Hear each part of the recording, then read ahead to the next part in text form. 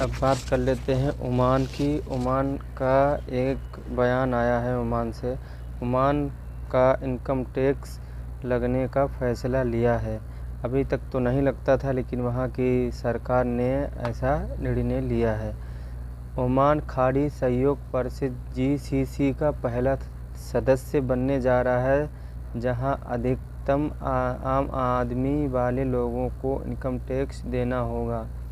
सरकारी प्लान के मुताबिक ये कानून साल 2028 से लागू होगा। इसके तहत सालाना 42,000 ओमानी रियाल लगभग 93 करोड़ 5 लाख से ज़्यादा की आमदनी पर 5% टैक्स लगेगा। यह टैक्स ओमान नागरिकों के अलावा वहां काम कर रहे विदेशियों पर भी लागू होगा। GCC के बाकी 5 सदस्य देश तेल और गैस समुदाय और जहां आय पर कोई टैक्स नहीं लगाया जाता। यह टैक्स फ्री माहौल सऊदी अरब, संयुक्त अरब अमीरात और कतर जैसे देशों विदेशी कामगारों के लिए आकर्षक बनाता है।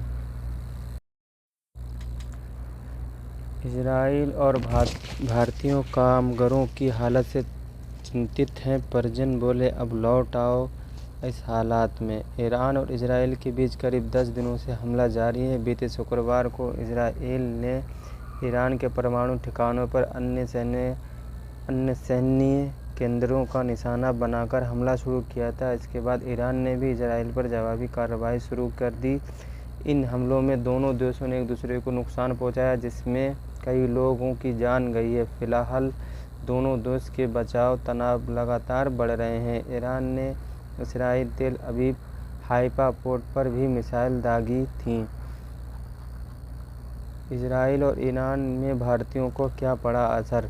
जो वहां ईरान में काम कर रहे हैं उनका क्या हाल है? ईरान और इजराइल दोनों देश में भारतीय नागरिक बुरे फंसे हुए हैं। भारत ने ईरान से भारतीय नागरिकों की निकासी के लिए ऑपरेशन सिंधु शुरू किया है। ईरान इजराइल संघर्ष की वजह से फ़िलहाल हवाई मार्ग बंद हैं, इसलिए ईरान आर्मेनिया के रास्ते भारतीय नागरिकों को निकाला जा रहा है।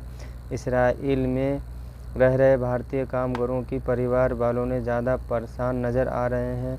इसराइल में करीब 18,000 भारतीय हैं।